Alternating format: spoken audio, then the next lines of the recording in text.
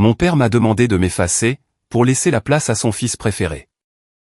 Il m'a dit, « Pa, si ça ne te plaît pas, c'est ce que j'ai fait. » Et en quelques semaines, il s'en est mordu les doigts. Avez-vous déjà vécu une situation où votre intuition vous hurle que quelque chose ne va pas? Alors que tout le monde, autour de vous, vous traite de fou? C'était mon cas, il y a 3 mois, assis face à mon père dans son immense bureau en acajou. Je l'écoutais parler de l'héritage familial, tout en glissant, l'air de rien. La trahison la plus dévastatrice que j'ai jamais connue. Je m'appelle Jacques. J'ai 32 ans. Depuis 9 ans, je travaille avec mon père dans notre entreprise familiale.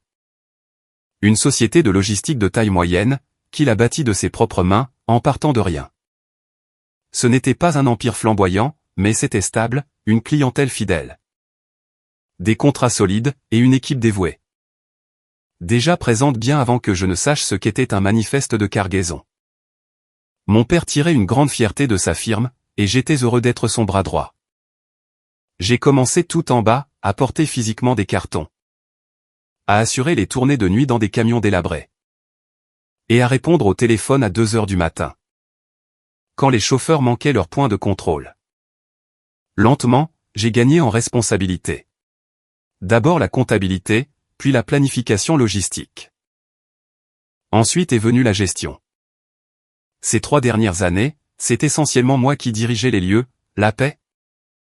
Les relations clients, la modernisation de la flotte, tout passait par moi. Mon père s'absentait de plus en plus. Même dans ces moments-là, il me laissait porter la parole de l'entreprise. Lors des réunions, il hochait la tête et souriait. Comme s'il voyait enfin l'aboutissement de son héritage. Je pensais être le prochain sur la liste. Je pensais qu'il me considérait comme son collaborateur, peut-être même comme son successeur. En réalité, je ne faisais que garder la place au chaud. Le premier signal d'alarme est apparu un lundi matin, dissimulé sous une requête anodine. Mon père m'a demandé de venir tôt, avant l'arrivée de l'équipe. Rien d'inhabituel, nous le faisions parfois, surtout en haute saison. Mais cette fois, son ton était différent, moins collaboratif, plus répété. Comme s'il avait préparé son discours à l'avance. Je suis entré dans son bureau, café à la main. Il était déjà assis, le dos bien droit, les doigts entrelacés sur son bureau. En face de lui, se tenait mon jeune frère, Brandon, qui venait d'obtenir son diplôme à 26 ans. Et qui s'était jusque-là davantage intéressé au Bitcoin et au marketing d'influence qu'à la logistique. Jacques, a dit mon père, en me faisant signe de m'asseoir. Nous avons réfléchi à l'avenir. J'ai regardé Brandon. Il m'a lancé ce sourire en coin. Celui qu'il arbore toujours lorsqu'il essaie de bluffer, le même que l'an dernier. Quand il avait oublié mon anniversaire et prétendu que l'envoi de son SMS avait échoué. J'ai hoché la tête lentement, et j'ai pris place. Je veux que tu commences à former Brandon, a poursuivi mon père. Montre-lui les rouages du métier, les comptes, les systèmes, et les relations clients. À terme. Je préférerais qu'il reprenne les opérations, pendant que toi. Tu te concentreras sur la stratégie. Je me souviens avoir cligné des yeux, ne sachant pas si j'avais bien entendu. Attends, reprendre les opérations? Mon poste actuel, ai-je demandé. Mon père s'est adossé à son fauteuil. Oui, tu finiras par gérer la vision globale. De manière moins directe. C'est une transition naturelle. Brandon, toujours avec son petit sourire, a renchéri, ne t'inquiète pas. Grand frère. Je ne vais pas tout gâcher. J'ai juste besoin d'une petite mise à jour. J'aurais dû dire quelque chose tout de suite, j'aurais dû mettre les choses à plat. Mais je ne l'ai pas fait. J'ai hoché la tête. J'ai souri. J'ai joué le rôle du bon fils. Je suis sorti de ce bureau avec l'estomac noué. J'ai passé les jours suivants à essayer de donner un sens à tout cela. Peut-être avais-je mal compris? Peut-être que mon père n'avait pas voulu dire ce qu'il avait dit? Mais plus j'essayais de justifier la situation, plus cela devenait clair. Ce n'était pas un plan commun, c'était une rétrogradation. Brandon recevait ma fonction sans qu'on me demande mon avis. Et j'étais poussé vers un poste stratégique nébuleux, quel qu'en soit le sens. Pendant ce temps, Brandon se pavanait dans le bureau comme s'il en était le propriétaire, demandant aux stagiaires où l'on rangeait les boissons énergisantes, et affichant sa nouvelle montre comme si elle était indispensable à la gestion du fret. J'attendais que mon père m'explique, qu'il m'assoie pour me dire « Eh, Jacques, tu restes le pilier ici. Ce n'est que temporaire. » Mais cette conversation n'a jamais eu lieu. Au contraire, Brandon a reçu un nouveau bureau. Ils ont repeint le mien sans même me consulter. Je l'ai découvert en entrant, manquant de trébucher sur une pile de cartons Amazon contenant des chaises de gaming et des lampes LED. Ma plaque signalétique avait disparu, tout simplement. J'aimerais pouvoir dire que c'est à ce moment-là que j'ai craqué, que je suis entré dans la salle de conférence pour renverser la table, mais j'ai encaissé. J'ai continué à tout faire tourner. J'arrivais tôt, je partais tard. Et je répondais aux questions que Brandon n'avait même pas l'idée de poser. J'ai fait le travail, parce que j'adore cette entreprise. Peut-être aussi parce que je ne savais pas qui j'étais sans elle. Le deuxième coup fut personnel. Brandon a tenu précisément 8 jours avant de commettre sa première erreur monumentale. Il a résilié, par inadvertance, un contrat de longue date avec l'un de nos plus vieux clients. Shannon Freight Lines. Une entreprise de transport familial qui travaillait avec nous depuis que j'étais au lycée. Ce n'étaient pas nos plus gros clients, mais ils étaient les plus dévoués. Shannon tenait bon chaque hiver, quand les autres entreprises annulaient leurs contrats à cause des intempéries. Ils me faisaient confiance. Nous avions des accords conclus d'une simple poignée de main, basés sur le respect mutuel. Brandon avait brisé cette confiance après avoir voulu optimiser leur itinéraire, en utilisant un logiciel tiers déniché sur une place de marché sas-coûteuse, envoyant ainsi leurs camions droit dans une zone de tempête. 2 camions ont fait une sortie de route. Un chauffeur a été hospitalisé avec une jambe fracturée. Shannon m'a appelé, absolument furieux, quand j'ai essayé d'arranger les choses. J'ai remarqué que Brandon leur avait déjà envoyé un email avec un GIF ridicule d'un gars qui hausse les épaules accompagné de ces mots. C'est en forgeant qu'on devient forgeron. Je me suis senti humilié. J'ai immédiatement contacté mon père. Papa, c'est horrible, ai-je crié en faisant les 100 pas sur le parking derrière le bâtiment. On pourrait perdre Shannon. Il travaille comme des services d'urgence? Et Brandon a répondu avec un GIF. Papa, c'est un GIF. Il y a eu un silence à l'autre bout du fil. Puis mon père a déclaré, il apprend. Sois indulgent. J'ai ri. J'ai vraiment ri. Tu m'aurais arraché la tête si j'avais fait ça à 26 ans. Tu n'as plus 26 ans, a-t-il poursuivi, sa voix devenant glaciale. Tu en as 32. Tu devrais être capable de gérer l'inexpérience de ton frère. C'était la première fois que je l'entendais aussi clairement. Il ne s'agissait pas de donner une chance à Brandon. Il s'agissait de m'obliger à le porter à bout de bras. La semaine suivante, j'ai remarqué des modifications subtiles mais délibérées. Des rapports que j'avais l'habitude d'évaluer étaient désormais soumis à Brandon. Des clients que je gérais depuis des années lui ont été transférés. Mon accès à ma boîte email a été restreint. Un problème technique, prétendait-il. Et j'ai été opportunément tenu à l'écart d'une téléconférence avec nos investisseurs. Je ne l'ai appris qu'en consultant l'emploi du temps de Brandon, où j'ai repéré le titre de la réunion, point trimestriel avec l'opérateur principal. Opérateur principal, c'était mon titre. Un jour, au déjeuner, j'ai abordé mon père. Nous étions dans un petit restaurant grec près du bureau. C'était notre quartier général. Nous y partagions des souvlaki et des blagues depuis des années. Cette fois, il était purement formel. J'ai posé ma fourchette et j'ai dit. Je dois te demander quelque chose. Est-ce qu'on est en train de m'évincer? Il n'a pas scié. Il n'a même pas semblé surpris. Pas évincé, juste repositionné. C'est du jargon de bureau. Tu veux dire évincé. Jacques. Ne sois pas théâtral. Tu fais toujours partie de la vision. Brandon apporte simplement un nouveau point de vue. Il est jeune.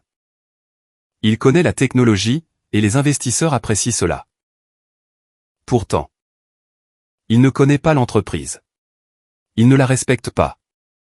Il joue au chef de bureau comme s'il s'agissait d'une tendance TikTok. Mon père a expiré et s'est adossé à sa chaise. Tu as eu ton temps. Il est peut-être temps de t'effacer. Et de laisser quelqu'un d'autre tenter sa chance. Le mot était lâché, J'avais, mon temps comme si j'étais une relique qu'on transportait au musée. Pendant que Brandon gambadait avec son piano néon et ses phrases de motivation punaisées sur sa porte. J'ai quitté le déjeuner prématurément. Ce soir-là, je suis resté tard au bureau, seul. Dans l'obscurité, avec pour seul bruit le ronronnement du distributeur automatique. J'ai erré dans les couloirs comme un fantôme. J'ai touché les bureaux, les tableaux blancs. Les chaises de la salle de conférence encore chaudes des disputes de la journée et des séances de remue-ménage. J'avais aidé à construire tout cela. Mes empreintes étaient partout. Maintenant, je me sentais comme un étranger dans ma propre maison. Le point de rupture est survenu 3 jours plus tard. En arrivant au bureau, j'ai remarqué mon équipe, les gens que j'avais embauchés et formés regroupés autour de Brandon dans la salle de pause. Ils distribuaient des cupcakes. Ils souriaient en présentant ces cupcakes de promotion. Mon père avait officialisé la nouvelle, Brandon était désormais le chef des opérations. J'ai cligné des yeux. Quand ils m'ont aperçu, la pièce est devenue silencieuse. Quelqu'un s'est même écarté, comme si j'étais entré par erreur dans la mauvaise réunion. Je fixais Brandon. Quoi? Oh, oui. Il a souri, comme si de rien n'était. Papa avait l'intention de te le dire. C'était une décision de dernière minute. Mais je suis maintenant officiellement en charge des opérations. Plutôt cool, non? Je n'ai pas bougé. Je n'ai rien dit. J'ai fait demi-tour et je suis entré directement dans le bureau de mon père. Il a levé les yeux de son ordinateur, sans être surpris de me voir. Tu l'as nommé chef des opérations, ai-je demandé, la voix calme mais sourde. Tu n'as même pas été capable de me regarder dans les yeux pour me le dire. Ça devait arriver tôt ou tard, a-t-il dit en refermant son ordinateur. Il vaut mieux arracher le pansement d'un coup. J'ai secoué la tête. On n'arrache pas le pansement de quelqu'un qui se vide de son sang. On le soigne d'abord. C'est un choix professionnel. Non, c'est une décision familiale déguisée en décision professionnelle. Et tu n'as même pas pris la peine de soigner le déguisement. Il s'est levé et a contourné son bureau. Jacques, si c'est une question de titre ou d'ego. C'est une question de respect, ai-je dit en pointant la porte. Il n'a jamais fait de service de nuit. Il n'a jamais perdu le sommeil à cause d'une livraison retardée. Il n'avait aucune idée de ce que signifiait un paiement à 30 jours avant cette semaine. L'expression de mon père s'est durcie. Tu n'as pas le droit de contester mes jugements.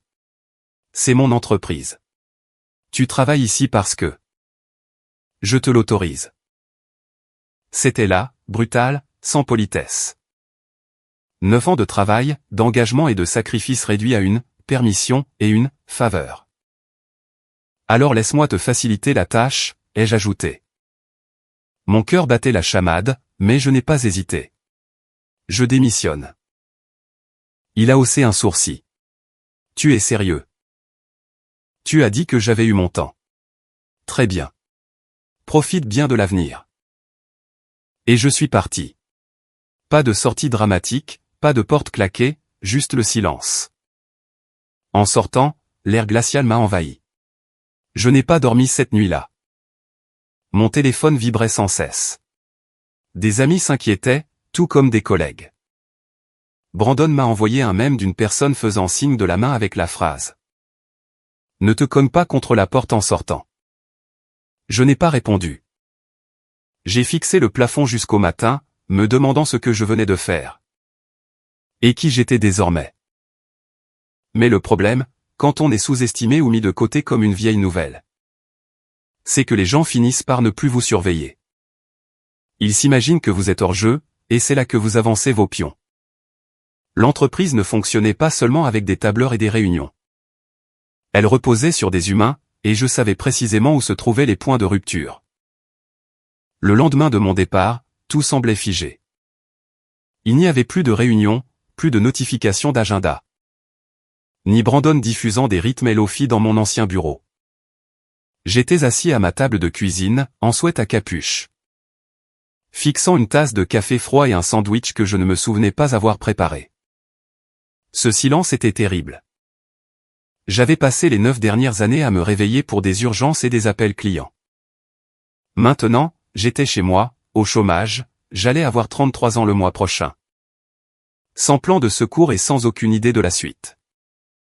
J'aimerais vous dire que j'ai bondi du lit, inspiré et déterminé à conquérir le monde. Mais c'est un mensonge. Pour être honnête, j'ai un peu sombré. La première semaine fut un tourbillon de Netflix, de plats à emporter, et d'appels ignorés. Mon appartement, qui ne servait autrefois que d'étape entre 2 journées de 12 heures, a commencé à ressembler à une prison. Je me sentais agité, furieux et perdu. Je repassais en boucle ma dernière discussion avec mon père. Tu travailles ici parce que je te l'autorise. Comme si tout ce que j'avais fait n'avait aucun sens. Comme si je n'étais qu'un stagiaire de luxe dont il tolérait simplement l'existence. Le plus dur n'était même pas la trahison, c'était la crise d'identité. Pendant des années, l'entreprise, c'était moi. Les gens me respectaient et me faisaient confiance. Maintenant, je n'étais qu'un homme en jogging. Regardant des rediffusions d'une émission de cuisine que je n'aimais même pas particulièrement. Le pire, c'était d'imaginer Brandon assis à mon bureau, les pieds sur la table. Agissant comme s'il avait mérité sa place. Mais doucement, très doucement, quelque chose en moi a commencé à changer. Tyler, notre responsable de la maintenance de la flotte, m'a envoyé le premier SMS à seulement 5 mots, « Tu ne méritais pas ça, mec ». Ce message a brisé un barrage. D'autres sont arrivés au fil des jours. Sophia de la comptabilité, Olivia du service client. Et même 2 de nos jeunes répartiteurs ont tous mentionné la même chose. L'entreprise semblait soudain différente, les choses devenaient brouillonnes. Et Brandon commençait à sous-traiter des tâches simples qu'il ne comprenait pas. Le moral était au plus bas. Au début, je ne savais pas quoi faire de ces informations. Je n'allais pas supplier pour récupérer mon poste. Mais quelque chose d'autre se préparait, quelque chose de plus calme que la rage, de plus ciblé. S'ils ne voulaient pas de moi à leur table, j'allais construire la mienne. L'idée m'a frappé vers 2 heures du matin, un mardi. J'étais couché, faisant défiler les offres d'emploi. Quand je suis tombé sur une annonce pour un programme de formation de courtage en fret. Je n'avais pas besoin du programme, je pourrais l'enseigner, mais cela a allumé une étincelle. Et si je ne cherchais pas à rejoindre une autre entreprise? Et si j'en créais une? Plus j'y réfléchissais, plus cela prenait tout son sens. J'avais une compréhension approfondie du secteur de la logistique. Je savais où se trouvaient les inefficacités. Je savais quels clients étaient surfacturés et quels chauffeurs étaient sous-payés. Je savais qui était ignoré, qui souhaitait un meilleur traitement. Et qui me suivrait si j'avais quelque chose à proposer. Je n'avais pas besoin d'un bâtiment ou d'un entrepôt, pas encore. J'avais juste besoin d'un ordinateur, d'un téléphone et d'un plan. Cette nuit-là, j'ai ouvert un document vierge et je l'ai nommé « Phase 1 ». J'ai commencé à contacter les gens discrètement. Je n'essayais pas de débaucher qui que ce soit, pas encore. Je voulais simplement savoir ce dont les gens avaient besoin. J'ai d'abord appelé Shannon Freight Lines. Ils n'avaient toujours pas renouvelé leur contrat avec l'entreprise de mon père après le désastre. Claire Sullivan, la propriétaire, semblait épuisée quand elle a décroché. « Jacques, c'est toi ?» a-t-elle demandé. « C'est moi », ai-je répondu. « Je prends juste des nouvelles. J'ai entendu parler du chauffeur. Est-ce qu'il va bien ?» Elle a expiré. Fémur cassé. Il les récupère, mais le processus sera long. J'ai marqué une pause. Si vous hésitez encore pour vos partenaires logistiques. Je travaille sur quelque chose. Rien d'officiel pour l'instant. Mais si je créais une structure plus efficace, plus petite et plus attentive, seriez-vous intéressé? Il y a eu un long silence. Puis, si tu construis ça, Jacques, je serai ta première cliente. C'était tout ce dont j'avais besoin. J'ai utilisé mes maigres ressources et un petit prêt personnel d'Adam, mon colocataire d'université, pour fonder ma propre SARL. Je l'ai nommé Forge Logistique. C'était symbolique. Je n'héritais de rien, je créais quelque chose de nouveau, à partir de zéro. Les semaines suivantes ont été terribles. Je travaillais sur une table pliante dans mon petit salon. Pas de secrétaire, pas d'administrateur, pas de logiciel CRM coûteux, seulement des tableurs. Des appels téléphoniques et une volonté pure. J'ai conclu des accords avec des chauffeurs indépendants rencontrés au fil des ans. J'ai utilisé des technologies open source pour construire un site de suivi des expéditions. Je gérais chaque facture, chaque appel, chaque requête. C'était épuisant, mais c'était à moi. Ce qu'il y a d'étrange quand on repart à zéro, c'est que les gens commencent à vous percevoir différemment. D'anciens collègues qui me voyaient comme « Monsieur Fiable » commençaient à me regarder comme l'outsider. Les gens adorent les histoires d'outsiders, surtout quand ils partagent une rancœur commune. En 8 semaines, j'avais 4 clients, pas de gros contrats, mais des contrats respectables.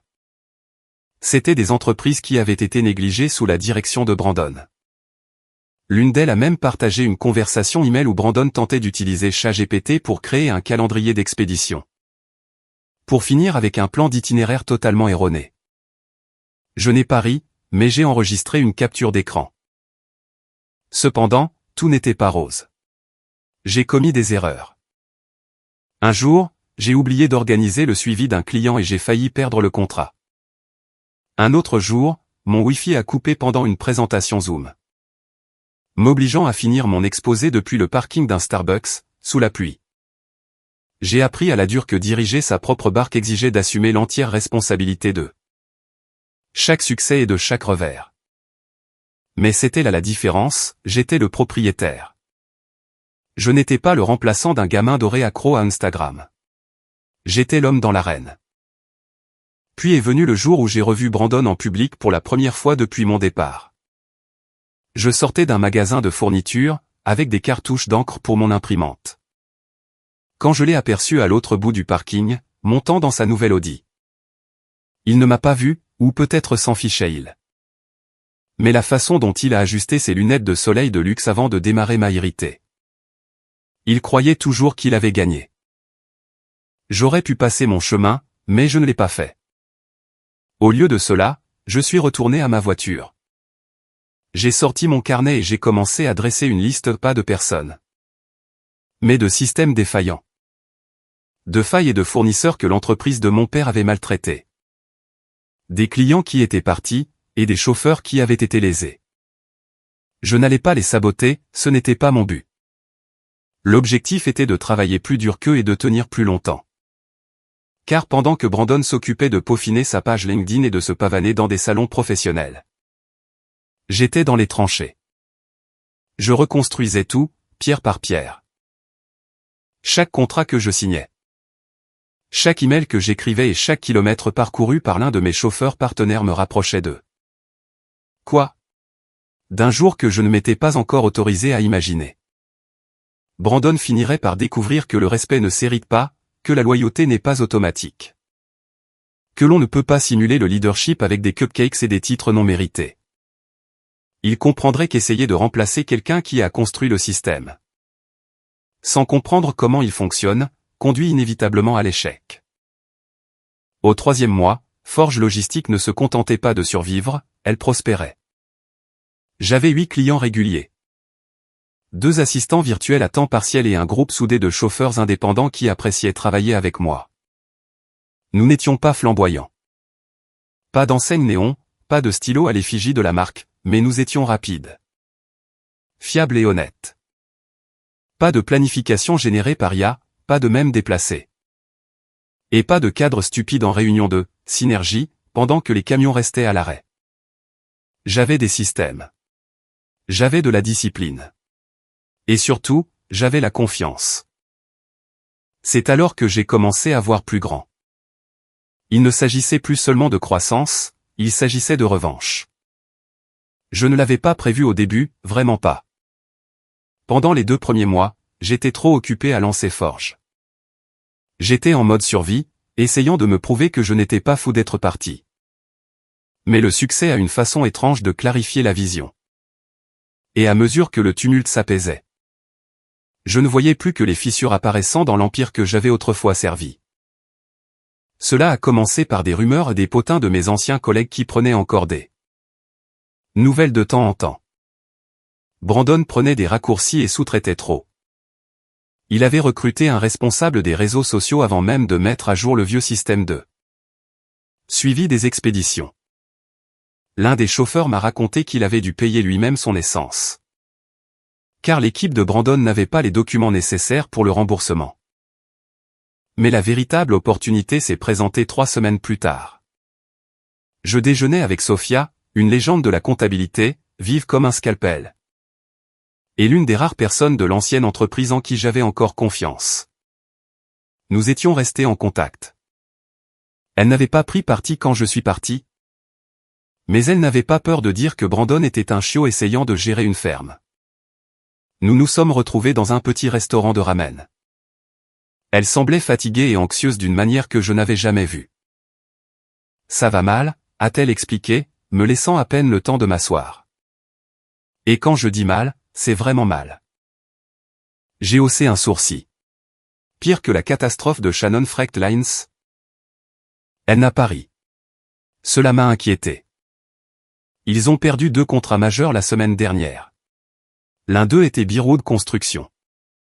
Brandon leur avait promis une modernisation de la flotte qu'il n'a pas pu fournir. Et devine quoi? Ils ont tout retiré de rupture totale. Bearwood, ai-je dit, choqué. C'est 30% du chiffre d'affaires du 2e trimestre. Sophia a estimé que si l'on incluait les fournitures importées, le chiffre approchait les 40%. Et tu sais qui Brandon a blâmé? Je n'ai pas répondu. Je savais déjà. Moi, a-t-elle déclaré platement. Il a prétendu que j'avais surestimé l'allocation financière pour la rénovation des équipements.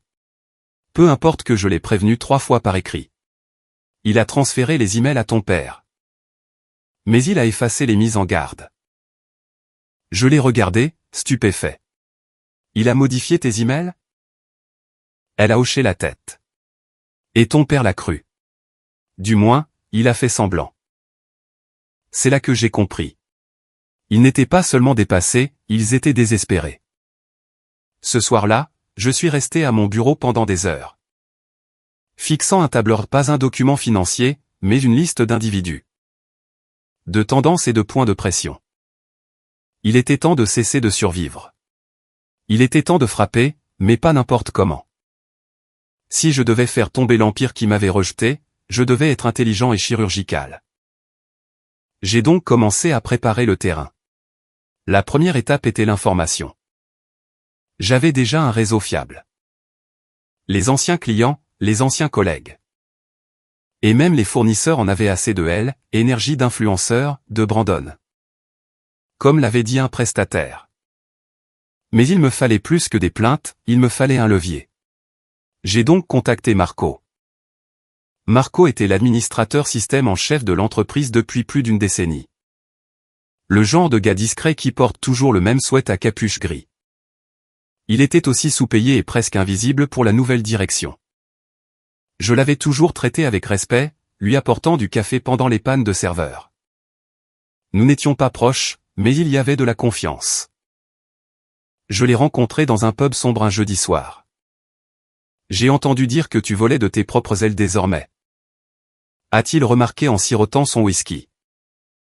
C'est vrai, ai-je répondu. Et j'ai entendu dire que tu gérais les crises technologiques de Brandon. Marco a ricané. Ce type croyait que le HTML était une forme de stockage cloud. Nous avons ri. Puis je me suis penché vers lui. J'ai besoin d'aide. Je ne te demande rien d'illégal. Mais si jamais tu avais connaissance de vulnérabilités dans le système. Ou de copies de documents supprimés, ou... Je ne sais pas. des journaux d'audit interne du dernier trimestre. Il m'a regardé fixement. Hypothétiquement? Exactement, ai-je dit. Hypothétically, il n'a pas dit oui. Mais 3 jours plus tard, j'ai reçu un fichier zip sécurisé sur ma boîte mail. Nommé « Note-bas déjeuner ». À l'intérieur, c'était de l'or, des chaînes de mets exportées, des journaux de transactions. Des communications clients, des erreurs étouffées, des promesses non tenues. Et même un enregistrement vocal de Brandon hurlant sur quelqu'un au téléphone. Traitant un client de « boomer au cerveau de routier » parce qu'il osait contester son « modernisme ». Je n'en ai rien fait pour l'instant. Ce n'était pas le but. Le but, c'était le contrôle. Phase suivante, les clients. J'ai commencé à organiser des cafés discrets, des dîners et des discussions sur des parkings. Pas de pression, pas d'argumentaire de vente. Juste, s'il vous plaît, prévenez-moi si jamais vous avez besoin d'autre chose. Certains étaient curieux. Quelques-uns connaissaient déjà Forge. Mais ce qu'il me fallait, c'était un point de bascule. Il est venu d'une source inattendue, une femme nommée Nathalie Haynes. Nathalie était responsable des achats pour une chaîne d'approvisionnement agricole de taille moyenne.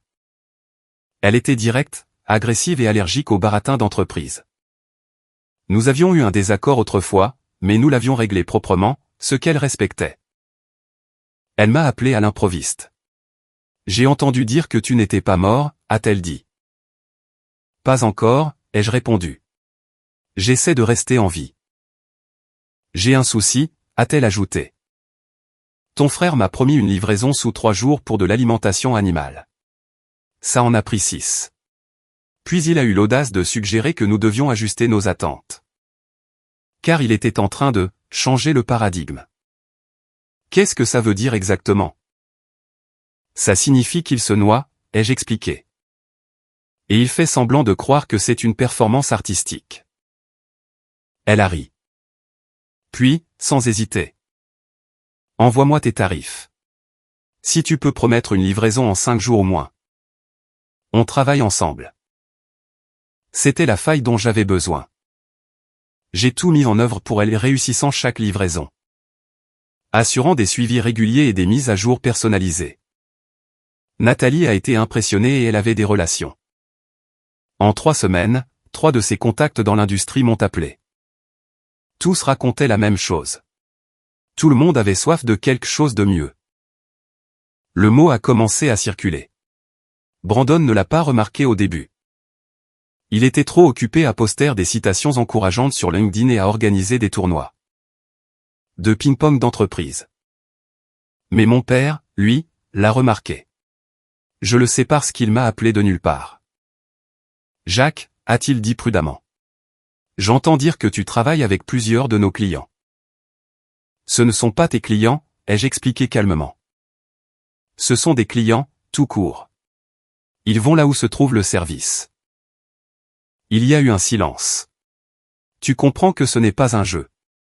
Tu es en train de brûler les ponts. Non, ai-je répondu. C'est toi qui l'as fait. Le jour où tu as choisi un slogan sur un sweatshirt au détriment de la personne qui a construit tes fondations. Il a expiré. Je n'ai jamais voulu que ça se passe comme ça. Alors tu n'aurais pas dû craquer l'allumette. J'ai raccroché, puis j'ai accéléré. J'ai mis en place un nouveau portail client, recruté un autre assistant. Payé mes chauffeurs au-dessus du prix du marché. Et je les ai traités comme des partenaires plutôt que comme de simples rouages. La dernière étape de mon plan était la visibilité. J'ai contacté un podcast local sur l'entrepreneuriat que je connaissais. Ils me devaient une faveur. Je leur ai proposé l'histoire d'un fils quittant l'entreprise familiale pour fonder la sienne. Ils ont adoré. Nous avons enregistré l'épisode en une seule prise. Je n'ai cité aucun nom. Je n'ai dénigré personne. J'ai juste dit la vérité, comment la loyauté n'est pas toujours réciproque. Comment le leadership se gagne et ne se donne pas, et comment la vision n'est rien sans l'exécution. L'émission a été diffusée la semaine suivante. Dès le lundi, ma boîte de réception contenait 70 nouvelles demandes. L'entreprise de Brandon a connu son pire trimestre en 6 ans. Mais je n'avais pas fini. Pas encore. Car tout cela, la croissance, la planification, le levier n'était que le début. Le coup de grâce était sur le point d'arriver. Et cette fois, ce n'était pas seulement professionnel. C'était personnel. Cela s'est passé un mardi, et ce n'était pas un hasard. J'avais choisi ce jour délibérément. C'était le milieu de la semaine, une période calme. Juste avant la réunion d'examen trimestriel de l'entreprise de mon père, le genre de réunion que je dirigeais autrefois. Cela faisait 8 mois que j'avais quitté ce bureau avec rien d'autre que ma fierté. 8 mois à partir de zéro, à regarder Brandon s'embourber dans mon ancien rôle. Brûlant les ponts plus vite qu'il ne pouvait les construire. Mon père restait derrière lui, les bras croisés, comme si tout allait bien. Mais soudain, plus rien n'allait. Forge Logistique avait explosé. Nous n'étions plus les petits outsiders, nous étions devenus une référence. 20 clients, un bail d'entrepôt en cours, 2 flottes de livraison sous contrat. Une équipe dévouée, et une réputation solide. Notre travail parlait pour lui-même. Pendant ce temps, l'entreprise de mon père saignait. Ils avaient perdu près de la moitié de leur contrat à long terme. 2 investisseurs importants s'étaient retirés. La fidélisation de leurs chauffeurs était au plus bas. Et leur comptabilité était un désordre sans nom. Brandon était incapable de démêler le réseau complexe des accords fournisseurs et des facturations. Bâclés. Ils étaient vulnérables, mais je ne voulais pas les achever de manière brutale. Je préférais quelque chose de plus poétique. J'ai donc invité mon père à déjeuner. Il a été étonné d'avoir de mes nouvelles. Je ne m'attendais pas à ça. A-t-il déclaré quand nous nous sommes assis dans le même restaurant grec où il m'avait dit autrefois que j'avais eu mon temps. Je me suis dit que nous devrions discuter, ai-je remarqué avec désinvolture. Tu sais, voir comment les choses évoluent. Tout va bien, a-t-il dit doucement. Brandon a pris ses marques. Je n'ai pas réagi. Je lui ai juste décoché un sourire serré. Il a levé les yeux. J'ai entendu parler de Forge. Tu t'en sors bien. Mieux que bien, ai-je répondu. Nous grandissons. Il a bougé nerveusement sur sa chaise. Je pouvais le voir dans ses yeux, la conscience naissante que je n'étais pas là pour les souvenirs. J'étais là pour proposer quelque chose. Quand j'ai mentionné une issue de secours, il a haussé un sourcil. Une issue de secours pourquoi? Pour ton désastre, ai-je répondu franchement. Tu as perdu plus d'1,5 million de contrats ce trimestre. Tes investisseurs sont nerveux. Ton renouvellement de personnel nuit à ta cohérence opérationnelle. Et Brandon n'est pas un leader. C'est un boulet. Sa mâchoire s'est crispée, mais il ne m'a pas interrompu. Je suis prêt à racheter 2 de tes plus gros comptes restants. Ils m'ont déjà approché. D'ailleurs. Il voulait juste s'assurer que la séparation se ferait proprement. Je ferai en sorte que ce soit aussi indolore et généreux que possible. Tu pourras prendre l'argent et réorganiser ce qui reste. Que tu changes de nom ou non. Peu m'importe. Tu essaies de nous dépouiller, a-t-il remarqué froidement. Non, ai-je répondu. Je te donne une chance de sauver les meubles. Parce que si je voulais vous dépouiller, je n'aurais qu'à laisser Brandon continuer. Nous sommes restés silencieux un moment. Mon père m'a regardé, m'a vraiment regardé, et pour la première fois. J'ai vu quelque chose dans son expression qui n'était ni de l'arrogance ni du mépris. J'ai vu de la peur. Mais il n'était pas prêt à accepter la défaite, pas encore. Je parlerai à Brandon, a-t-il répondu avec raideur. Nous examinerons ton offre. Fais donc, ai-je dit en hochant la tête. Mais je savais déjà qu'il ne le ferait pas. J'ai donc préparé l'assaut final. Cela a commencé par une fuite. J'ai envoyé les documents que Marco m'avait fournis et les chaînes de mails accablantes. Les journaux de transactions et les enregistrements audio à l'un des investisseurs restants. Et je ne l'ai pas fait anonymement. J'ai signé de mon nom et j'ai ajouté une lettre d'accompagnement, dans laquelle j'exprimais poliment mes inquiétudes concernant la mauvaise gestion, l'incompétence et les problèmes éthiques qui menaçaient non seulement le succès opérationnel, mais aussi la stabilité juridique de l'entreprise. L'investisseur a répondu en quelques heures. Merci pour votre transparence. Nous allons procéder à un audit interne immédiatement. Le lendemain matin, 3 membres clés du personnel ont démissionné. Brandon a posté un message LinkedIn vague et optimiste sur la réorganisation avec détermination. La semaine suivante, 2 clients supplémentaires ont quitté le navire pour rejoindre Forge.